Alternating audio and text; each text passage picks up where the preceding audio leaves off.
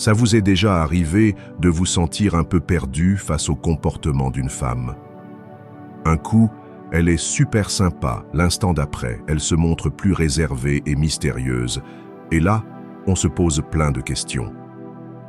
Les femmes ont une façon parfois très subtile de communiquer, et ça peut nous amener à chercher des explications.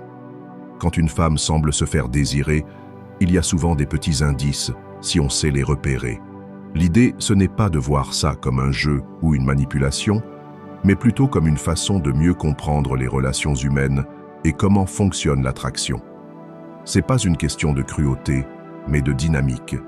Alors, comment réagir face à ça? On va regarder ensemble 4 signes qui peuvent indiquer qu'une femme se fait désirer. L'idée, c'est de comprendre ce qui se passe pour ne pas se laisser déstabiliser, de rester maître de ses émotions et de ses actions. Je vous invite à rester jusqu'à la fin, car on va décortiquer tout ça ensemble, et vous aurez une vision plus claire des choses. On va essayer de comprendre ces comportements pour mieux les appréhender. 1. Parlons de cette situation classique.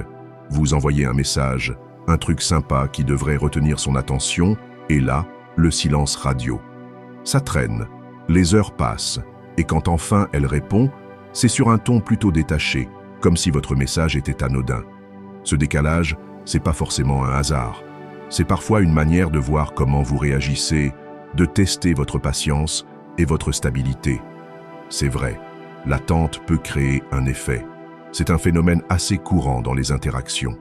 En prenant son temps pour répondre, elle peut, sans le vouloir, créer un peu de distance et éveiller votre curiosité.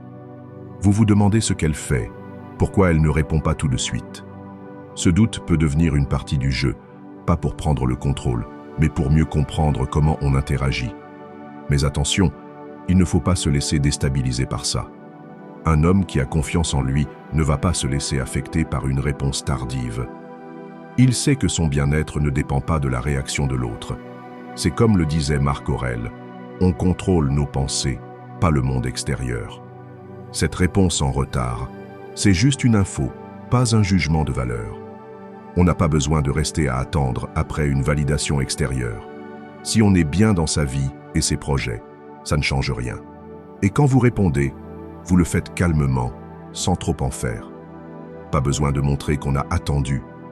On sait que notre temps est précieux et qu'on ne va pas le perdre avec des personnes qui ne sont pas à fond dans la relation.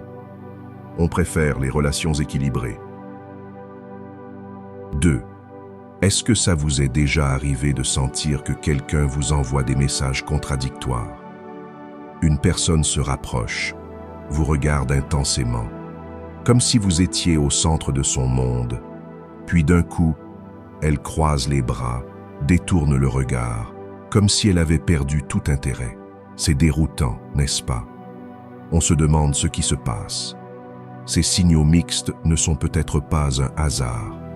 Il est possible qu'inconsciemment, ils fassent partie d'une dynamique un peu complexe. Le langage corporel est puissant. Ces rapprochements, ces retraits, ça peut jouer sur notre attention et nous pousser à chercher une signification cachée. C'est une réaction humaine. L'idée, ce n'est pas de décoder chaque geste, mais plutôt de regarder les grandes lignes. Peut-être qu'une personne ne fait pas exprès, peut-être qu'elle se cherche elle-même. Il est important de ne pas prendre ça trop personnellement. Notre équilibre émotionnel ne devrait pas dépendre des réactions des autres. C'est comme disait Épictète, ce qui compte, c'est notre réaction, pas ce qui se passe. Quelqu'un qui a confiance en lui ne va pas laisser le langage corporel de l'autre dicter ses émotions. On va plutôt observer les schémas de comportement que chercher une signification à chaque micro-mouvement. Si une personne alterne constamment les signaux d'intérêt et de désintérêt, il est peut-être plus judicieux de rester tranquille et de ne pas surréagir.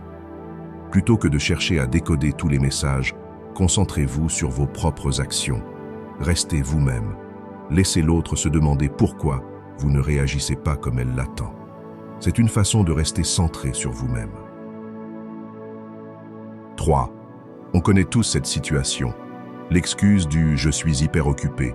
Elle est débordée de boulot, son agenda est plein à craquer, sa vie est un tourbillon, et du coup, un simple café, c'est impossible. Pourtant, elle continue de regarder vos stories, de liker vos posts et, comme par hasard, elle est toujours là où vous êtes. Est-ce vraiment un hasard? C'est possible que ce soit plus complexe qu'une simple coïncidence. Il y a cette idée que ce qui est rare a plus de valeur. Quand une personne se présente comme très occupée, elle crée parfois une dynamique où l'attention devient quelque chose qu'il faut gagner. En laissant entendre que son temps n'est pas facilement accessible, elle peut, sans s'en rendre compte, susciter votre intérêt. Mais attention, une personne qui tient à vous ne va pas jouer avec votre temps de cette manière. Sénèque disait « C'est dans notre imagination que l'on souffre le plus ». Le vrai problème, c'est pas elle, c'est notre interprétation. On a tendance à croire que si quelqu'un se montre inaccessible, c'est qu'il a plus de valeur. Une personne qui a confiance en elle ne va pas perdre son temps à courir après quelqu'un qui utilise sa disponibilité comme un moyen de contrôle. On reconnaît le jeu et on se recentre sur soi. La question, ce n'est pas de savoir comment réagir à ces excuses, mais de savoir comment on gère notre temps. Est-ce qu'on se laisse distraire par ces jeux ou est-ce qu'on reste concentré sur nos objectifs? Si on montre qu'on a mieux à faire, l'autre n'a plus que deux options, s'impliquer plus ou s'éloigner. Dans les deux cas, on a fait le bon choix. Notre force est dans notre capacité à rester concentré sur nos priorités. 4. Le champ de bataille de la séduction est un jeu silencieux où le regard est l'arme la plus affûtée. Un contact visuel féminin, même bref, n'est jamais anodin. C'est un acte délibéré, une invitation subtile qui enflamme une étincelle.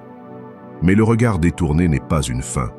C'est un changement de tactique, un passage à un autre niveau de la joute amoureuse.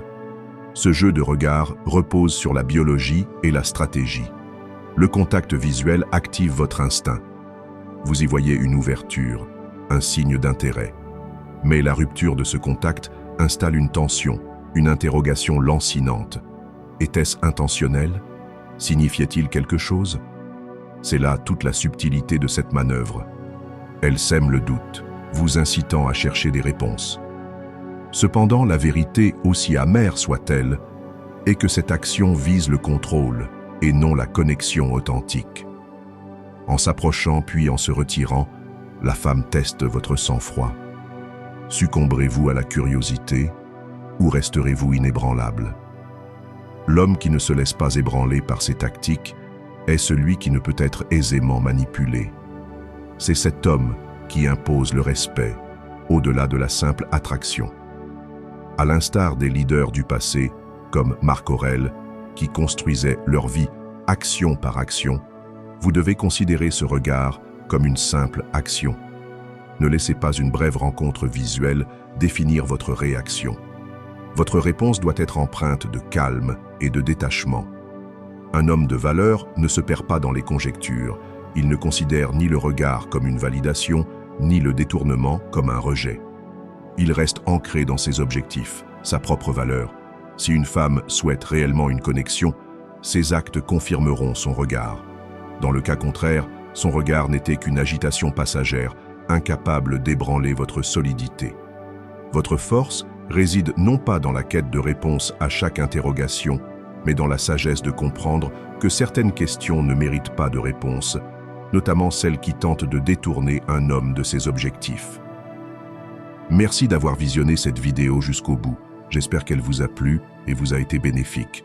Pour nous soutenir, abonnez-vous, likez et partagez vos retours dans les commentaires. Et pour remercier ceux qui sont arrivés jusqu'ici, je vous lance un petit clin d'œil. Écrivez « signe précieux » en commentaire pour que je sache que vous faites partie de l'équipe des vrais fidèles. À la prochaine vidéo.